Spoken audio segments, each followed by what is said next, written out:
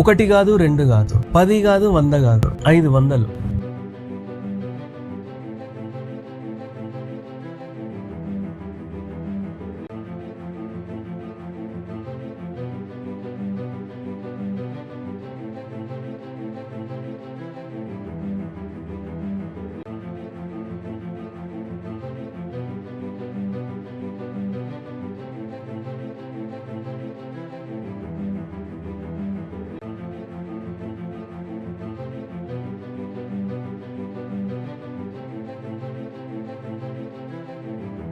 Video ఎందుకు blur చేశానంటే ఆ వీడియోని మనం మన కళ్ళతో చూడలేము, అంత పెయిన్ఫుల్ ఉంది. 500కి పైగా చనిపోయిన ఆవులను అక్కడ పడేశారు.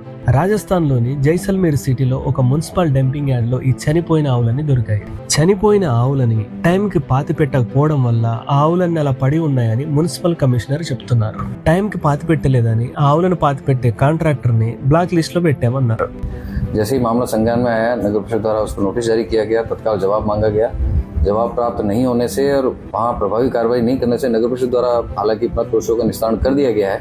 कल देर रात तक हमने त्वरित कार्रवाई करते हुए सारा निस्तारण कर दिया है। अब ग्राउंड मौके पर खाली है, परंतु मृत पशु ठेकेदार की हम EMD राशि जब्त करके उसको आज ही उसको ब्लैकलिस्ट करेंगे। నా క్వశ్చన్ ఏంటంటే, ఆవులను పాతి పెట్టలేదని కాంట్రాక్టర్ ని బ్లాక్ లిస్ట్ లో పెట్టారు. సరే, మరి ఆవులన్నీ చనిపోయడానికి కారణమైన వాళ్ళని బ్లాక్ లిస్ట్ లో ఎందుకు పెట్టలేదు? 500 గోమాతలు అక్కడ చనిపోయి ఉంటే గోమాత కొడుకులు, గోమాత కూతుళ్ళు, గోమాత మనవళ్ళు, గోమాత మనవరాళ్ళు ఎందుకు రాలేదు అక్కడికి? కనీసం మాట్లాడడానికి కూడా ఎందుకు ముందుకు రావట్లేదు? పొద్దున లేస్తే గోరక్షణే మా దేవని చెప్పుకునే బీజేపీ రాజస్థాన్ లో పవర్ లో ఉన్న విషయం మర్చిపోయిందా ఏంటి? ఇదే ఆవులు ఇంకేదైనా నాన్ బీజేపీ స్టేట్స్ లో దొరికింటే ఈ పాటికి రాష్ట్రాన్ని తగలబెట్టేసేవాళ్ళు. మరి ఇప్పుడు ఇంత సైలెంట్ గా ఎందుకున్నారు? రాజస్థాన్ లో పవర్ లో ఉన్నది బీజేపీనే కదా, ఏం అడుగుతాంలే అనుకున్నారు కదా. మామూలుగా అయితే ఒక ఆవును తీసుకెళ్తుంటే మొత్తం గోరక్షణ దళని, BHP అని, బజరంగ దళని అందరు వస్తారు. మరి అక్కడ 500 ఆవులు ఎలా చనిపోయాయని ఒక్కడంటే ఒకడు కూడా అడగట్లేదు. అంటే ట్రక్ కనిపిస్తే, ఆ ట్రక్ లో ముస్లిం కనిపిస్తే అప్పుడు మాత్రమే మాట్లాడతారేమో మన గోరక్షకులు, లేదంటే నోరు మూసుకొని ఉంటారు. లిటరల్లీ బుల్డోజర్ తో క్లీన్ చేస్తున్నారు ఆ చనిపోయిన ఆవులని. అయినా మనం మాట్లాడడం. 500 ఆవులు చనిపోయినాయి అనగానే మన ధర్మరక్షణ అక్కలు వెళ్ళి అక్కడ డంపింగ్ యార్డ్ ముందు కూర్చొని ధర్నా చేస్తారేమో అనుకున్నా నేను. మన అక్కలేమో కనీసం చనిపోయిన ఆవుల గురించి మాట్లాడట్లేదు. 500 కదా ఆవులు చనిపోయినాయి, వీడియో వైరల్ అవుతుంది, ఆవులు ఎలా చనిపోయాయని సిట్ వేస్తారనుకున్నా. చూస్తే చనిపోయిన వాటి గురించి ఏం పని కూడా చేయట్లేదు. 1-2 అంటే ఏదో ఏజ్ అయిపోయి చనిపోవచ్చు. 500 ఎలా చనిపోయాయి, ఎందుకు చనిపోయాయి? మేబీ ఈ విషయం మనకి ఎప్పటికీ తెలియదేమో. రాజస్థాన్ ఇన్సిడెంట్ చూశాక నాకు 2 విషయాలు అర్థమయ్యాయి. ఒకటి, మన సోకాల్డ్ గోరక్షకులకు ఆవు మీద ప్రేమ లేదు. 2, మన గోరక్షకులు ఆవు చనిపోయినా పర్లేదు గాని ఆవుతో ముస్లిం మాత్రం కనిపించకూడదు. బక్రీద్కి ముస్లిమ్స్ అంతా డిసైడ్ అయ్యి ఆవుని తినద్దనే డిసిషన్ తీసుకున్నారు కాబట్టి సరిపోయింది. లేదంటే అక్కడ ట్రక్ పట్టుకున్నారు, ఇక్కడ ట్రక్ పట్టుకున్నారు అని న్యూస్ వచ్చేదేమో. గోరక్షణ చేయడం నేను రాంగ్ అని చెప్పట్లేదు, కానీ గోరక్షణ పేరుతో కొట్టమని, చంపమని ఎవరు చెప్పారు అసలు? ఒకటి దగ్గర ట్రక్ లో ఆవు కనిపించింది, వాడిని తీసుకెళ్లి పోలీస్ స్టేషన్ లో అప్పచెప్పి ఆ ఆవును రక్షిస్తే సరిపోతుంది కదా. అంతేగాని ట్రక్ డ్రైవర్ ను సాగు కొట్టి వాడిని చంపేస్తున్నారు. ఏ చట్టం చెప్పింది ఇలా చేయమని? ఏ న్యాయం అడిగింది ప్రాణం తీయమని? ఒక ట్రక్ లో దొరికిన ఆవు కంటే రాజస్థాన్ లో చనిపోయిన ఆవుల సంఖ్య చాలా ఎక్కువ కదా. ఆవు మీద మీకు నిజంగా ప్రేమ ఉన్న వాళ్ళైతే ఆ 500 ఆవుల గురించి పట్టించుకునే వాళ్ళు కదా, రాజస్థాన్ ప్రభుత్వాన్ని క్వశ్చన్ చేసేవాళ్ళు కదా. చెయ్యలేదంటే గోరక్షణ అనే డ్రామా గురించి ఆలోచించాలి. మరి నా గోమాతా కో కట్నే దేంగే, నా గోమాతా కో కहीं पे अनावश्यक रूप से विचरने देंगे. ముస్లింస్ ని నిజంగా మెచ్చుకోవాల్సిందే. ఎందుకంటే బక్రీద్కి ఆవుని తినొద్దని మీరు డిసైడ్ అయ్యి ఆవును మాత్రమే కాదు మనుషుల ప్రాణాలు కూడా కాపాడారు. లేదంటే బక్రీద్ రోజున ఈజీగా ఒక 50-60 మంది మాబ్ లించింగ్ చేసేవాళ్ళు. ఏమనంటే బీఫ్ ఉందని చెప్పడం, వాళ్ళని కొట్టడం, వాళ్ళని చంపడం, దానికి గోరక్షణ అని ట్యాగ్ తగిలియడం. రోడ్డు మీద ప్లాస్టిక్ తింటూ చాలా ఆవులు ప్రాణాల మీదకి తెచ్చుకుంటున్నాయి. అక్కడ గోరక్షణ గుర్తురాదు, పాలు ఇవ్వట్లేదని, ముసల్దయిందని 100 కొద్ది ఆవులను గాలికి వదిలేస్తున్నారు. అక్కడ మీకు గోరక్షణ గుర్తురాదు. గోశాల పేరుతో ఆవులను పెట్టి వాటికి ప్రకృతికి దూరంగా ఉంచి జైలు లాంటి జీవితంలో ఉంచుతున్నారు. అక్కడ మీకు గుర్తురాదు గోరక్షణ. ముస్లింస్ ని కొట్టి కాపాడుతూనే గోరక్షణ చేసినట్టు. అంతేగాని మన గోరక్షకులందరూ వెళ్లి ఆ ఆవును అమ్మేవాడిని బ్రెయిన్ వాష్ చేయరు. దొరికిన ట్రక్ ని ఫాలో అయ్యి కంపెనీని పట్టుకొని ఆ కంపెనీ ఓనర్ కాలర్ పట్టుకొని తన్నారు. ఎందుకంటే బీఫ్ కంపెనీ నడిపేవాడు కూడా హిందువే, ఆవుని అమ్మేవాడు కూడా హిందువే. ఆవుని అమ్మేవాడిని వదిలేసి కొనేవాడిని తప్పు అంటేలా? అసలు వాడు అమ్మకపోతే ముస్లిం దగ్గరికి ఆవు రాదు కదా. ముస్లిం దగ్గరికి ఆవు రాకపోతే వాటిని చంపడం అనేది ఉండదు కదా. ప్రాబ్లం సాల్వ్ కదా. ఇంత చిన్న లాజిక్ ఎలా మిస్ అయ్యారు? ఆవులను వేస్తున్నది కూడా హిందువులే కదా. గోమాతని అమ్మొద్దంటే వాళ్ళు వినరా? তাহলে আমার গরু ছেড়ে দেবো আর আত্মহত্যা করবো?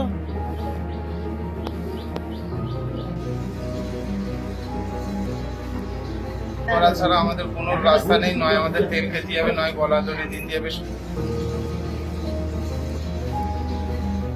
వీళ్ళంతా కూడా హిందువులే, అయినా ఆవును కొనట్లేదని ఏడుస్తున్నారు.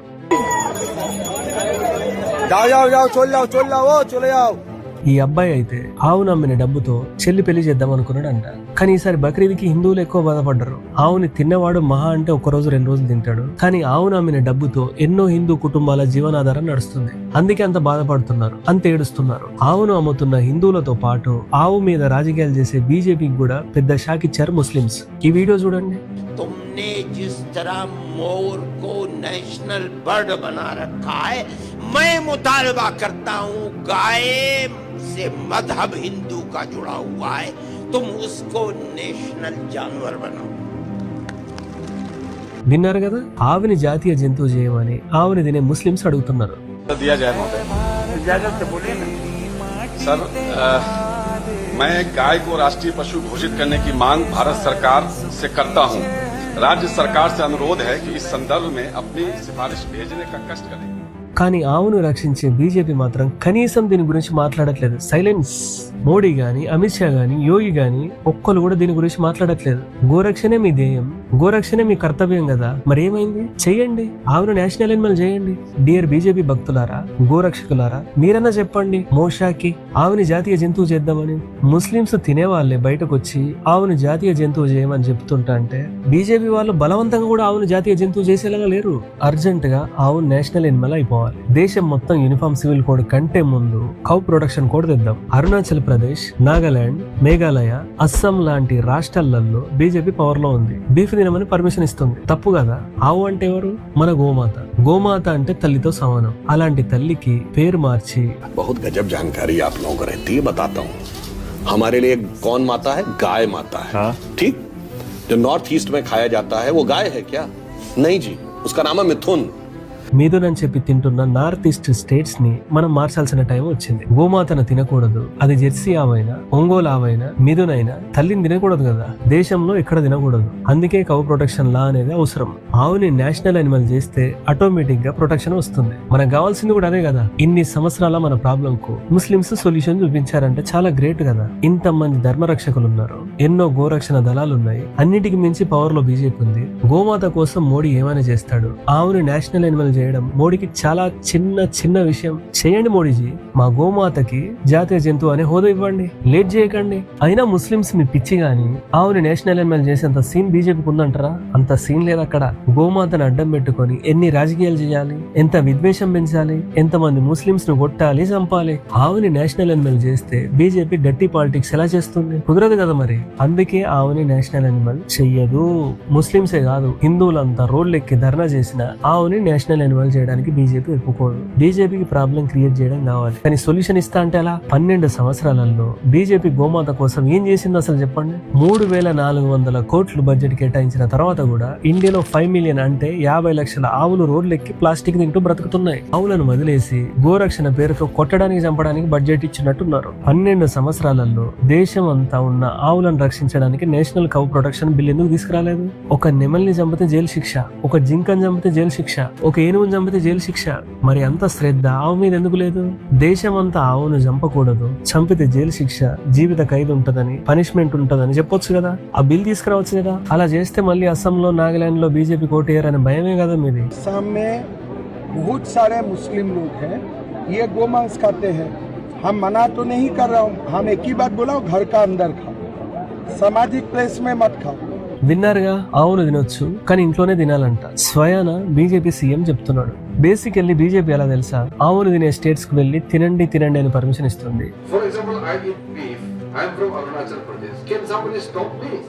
వేరే స్టేట్స్ కు వెళ్లి మళ్ళీ గోరక్షణ డైలాగ్స్ కొడుతుంది. मात्रा में गौ हत्या के मामले आते थे.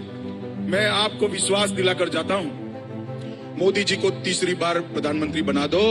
गौ हत्या करने वालों को उल्टा लटका कर सीधा करने का काम. బీజేపీ దలుచుకుంటే 2014లోనే ఆవుని నేషనల్ అనిమల్ చేసి ప్రొటెక్ట్ చేసేది. ఆవుని నేషనల్ అనిమల్ చేస్తా అంటే ఎవరు అడ్డుకుంటారు? ఎవరు అడ్డుకోరు. ఆ విషయం బీజేపీ కూడా తెలుసు. అయినా 12 సంవత్సరాలు ఆవు పేరు మీద రాజకీయాలు చేసింది. ఫ్యూచర్ లో కూడా చేస్తుంది, చూస్తారు మీరు. నిజంగా గోమాతకు అన్యాయం చేసేది ఎవరో కాదు, స్వయాన గోమాత పేరు మీద బతికే బీజేపీని. ఒక పక్క ఆవుని చంపొద్దు అని స్టేజ్ మీద స్పీచ్లు ఇస్తారు, మరో పక్క ఇండియా బీఫ్ ఎక్స్పోర్ట్స్ లో 2nd ప్లేస్ లో ఉంది. బీఫ్ అంటే బఫెలో మీట్, కౌ మీట్ కాదని జ్ఞానం ఇవ్వడానికి వస్తారు కదా. నీకే చెప్పేది, 6 months బ్యాక్ వైజాగ్ లో ఏం జరిగింది గుర్తుందా? విశాఖలో టన్నుల కొద్దీ గోమాంసం పట్టుబడటం ఏపీలో రాజకీయంగా దుమారం రేపింది. Srimitra marine agencies cold storage లో ఏకంగా 189 కేజీల పశు మాంసాన్ని డిఆర్ఐ అధికారులు ఈ నెల 3న సీజ్ చేశారు. 189 కిలోల గోమాంసం దొరికింది వైజాగ్ లో. కోల్డ్ స్టోరేజ్ లో అంతా గోమాంసమే. అంటే ముస్లిమ్స్ తినడానికి అయితే కాదు కదా, ఎక్స్పోర్ట్స్ కోసమే.